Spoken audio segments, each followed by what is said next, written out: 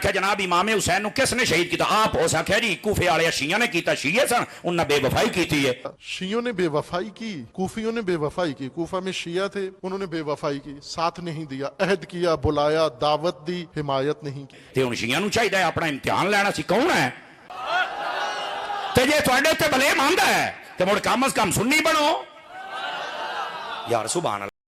अरे ओ बदबख्त मुल्ला, अगर इमाम हुसैन अलैहिस्सलाम को शियों ने कत्ल किया है तो जब हम शिया ने अली अहले बैत के कातिलों पर लानत करते हैं तो तकलीफ तुम्हें क्यों होती है? कातलीन अहले बैत पर लानत करने से तुम्हें तकलीफ होना इस बात की दलील है कि कातलीन तुम्हारे बड़ों में से, कातलीन इमाम हुसैन अलैहिस्सलाम के साथ तुम्हारी कड़ियां मिलती हैं।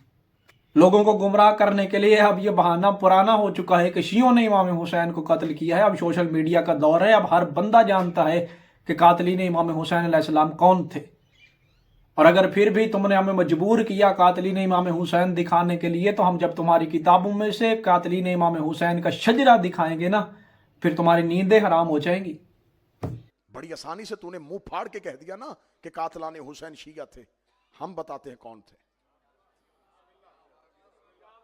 कत्ले हुसैन का ऐलान करने वाला और हुक्म देने वाला यजीद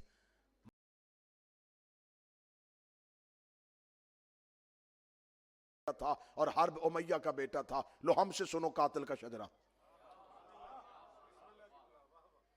जिसे उसने करबला में सिपा सलार बना के भेजा था। उसका नाम उमर इब्ने साद था और वो साद बिन अबी वकास सहाबी का बेटा था।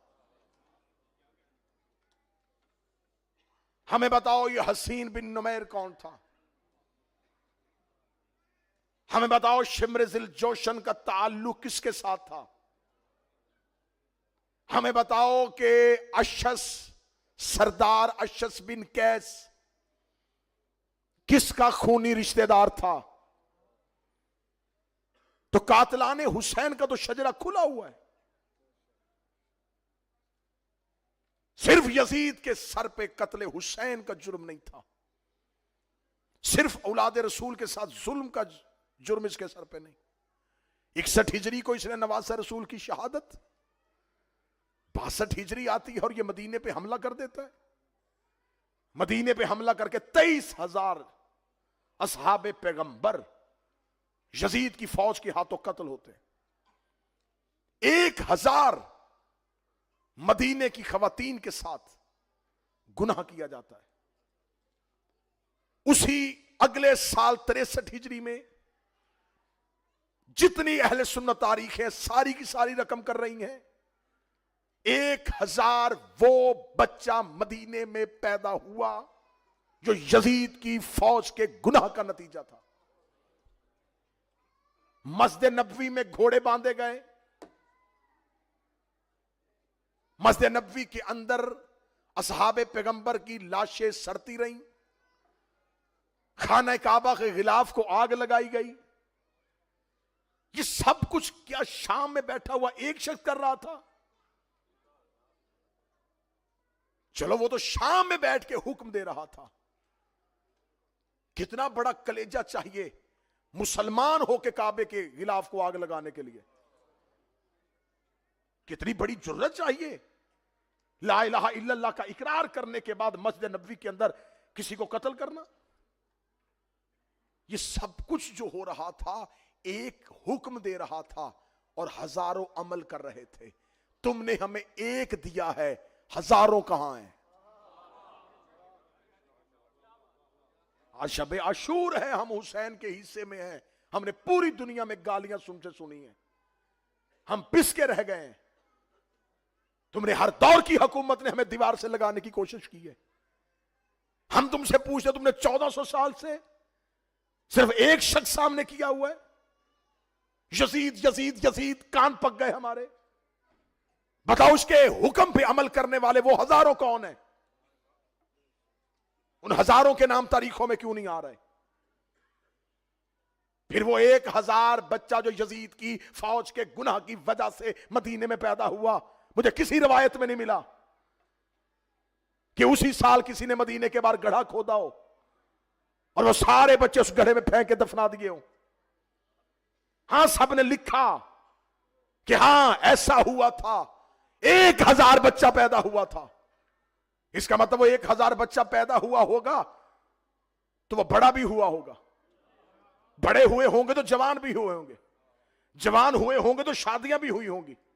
شادیاں ہوئی ہوں گی تو پھر ان کے بھی بچے پیدا ہوئے ہوں گے. ان کے بچے پیدا ہوئے تو وہ بھی جوان ہوئے ہوں گے. وہ جوان ہوئے تو ان کی شادیاں بھی ہوئی ہوں گی. ان کی شادیاں ہوئی تو ان کے بچے بھی پیدا ہوئے. تو اس کا مطلب ہے کہ نسل 1000 سے چلی تھی لاکھوں میں پہنچ گئی ہوگی. تو اب اگر کوئی لاکھوں میں سے ایک یزید کو باپ کہہ دے تو ہمیں فکر ہی کوئی نہیں ہے. جو جب جہاں یزید کا دفاع کرے گا ہمیں فوراً پتہ چل جائے گا کہ یہ خون کی کشش ہے. جو محبت آل محمد پہ غالب آ رہی ہے. سوال ہے میرے اہل سنت دوستو, سوال ہے میرا سنی بھائیو, جا کے تاریخوں میں پتہ کرو کہ آخر اتنی ستم ظریفی, اتنا ظلم کہ 50 سال اور 50 سال کے بعد جس ممبر پہ رسول بیٹھتے تھے اس ممبر پہ کوئی شخص ہاتھ میں شراب کا جام لے کے بندر کو گود میں لے کے بیٹھا ہوا. یہ سب کچھ اچانک ہوا نہیں. اگر یزید نے یہ بیعت مانگی ہے تو اس کے اندر یہ حوصلہ کہاں سے آیا؟ اس کا مطلب ہے کہ اسے یہ حوصلہ کہیں سے ملا تھا. اسے پتا چل گیا جب میرا باپ بلا شرکت غیر دمشق میں اسلام کا ایسا حاکم بن سکتا ہے کہ وہ اپنی مرضی سے اذانیں دلوا رہا ہے اور اپنی مرضی سے نمازیں پڑھوا رہا ہے, اور کیسے کیسے بد کردار لوگوں کو مسلمانوں کے اوپر گورنر بنا رہا ہے. یہ سب کچھ صرف 61 ہجری میں نہیں ہوا.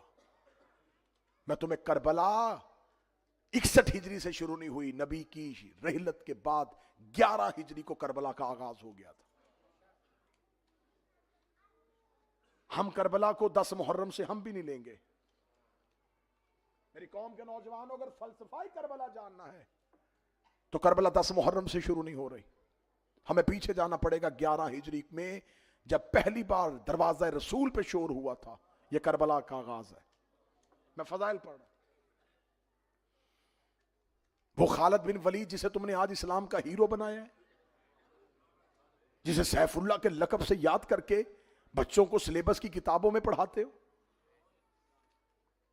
اس نے پورے کا پورا قبیلہ قتل کر دیا بنی مستلق, اور تم نے آج کتابوں میں لکھا جی اس لیے قتل کر دیا کہ وہ زکوٰۃ نہیں دے رہے تھے, وہ منکرین زکوٰۃ تھے, وہ زکوٰۃ کے منکر نہیں تھے, جس طریقے سے لی جا رہی تھی وہ نہیں دینا چاہتے تھے.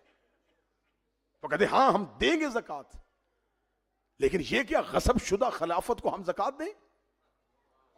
ہماری مرضی سے خلیفہ بنایا, جب خلافت میں ہماری مرضی نہیں ہم زکوٰۃ کیوں دیں؟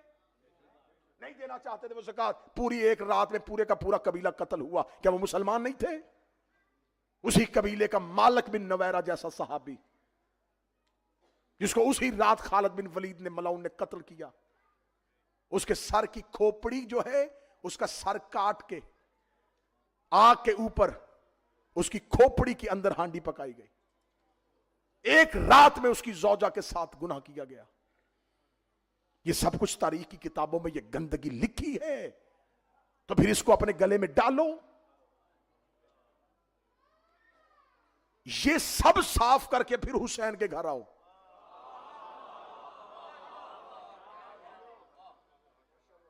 اور جس کے لیے سب کچھ کیا جا رہا ہے, جس کو مٹانے کی کوشش کی جا رہی تھی, وہ کون تھا؟ وہ نبی کا بیٹا ہے, وہ نواسہ رسول ہے, وہ پیغمبر کا بیٹا ہے. رسول مدینے کی مسجد میں بیٹھے تھے, ایک صحابی نے آ کر رسول سے سوال کیا, یا رسول اللہ ہم اپنی اولاد سے محبت کرتے, کیا وجہ ہے کہ اتنا ہماری اولاد ہم سے محبت نہیں کرتی؟ نبی نے مسکرا کے فرمایا, اس لیے کہ وہ تم سے ہیں, تم ان سے نہیں ہو. یہ سوال آج بھی پیدا ہو سکتا ہے, تو جواب رسول کا سن لیجئے گا. اس نے کہا یا رسول اللہ ہم ان سے پیار کرتے ہیں, وہ اتنا ہم سے پیار نہیں کرتے. فرمایا اس لیے کہ وہ تم سے ہیں, تم ان سے نہیں ہو. صحابہ سامنے بیٹھے تھے, رسول نے فرمایا تمہاری اولاد تم میں سے ہے, تم ان میں سے نہیں ہو. یہ کہنے کے بعد نبی نے اپنی ابا کو کھولا اور ایک بچے کو سینے سے لگایا اور لگا کے حسین و منی و انا من الحسین، لیکن میرا بیٹا حسین، لیکن صرف میرا بیٹا حسین ہی مجھ سے نہیں، میں بھی حسین سے ہوں۔ یہ وجہ نہیں ہے کہ رسول نے گود میں پالا تھا تو وہ حسین بنا۔ میں سطر کہنے لگا جو قریب ہے میرا ساتھ دے دینا۔ یہ وجہ نہیں ہے کہ رسول نے گود میں پالا تھا تو وہ حسین بنا، وہ حسین تھا تو نبی نے گود میں پالا ہے۔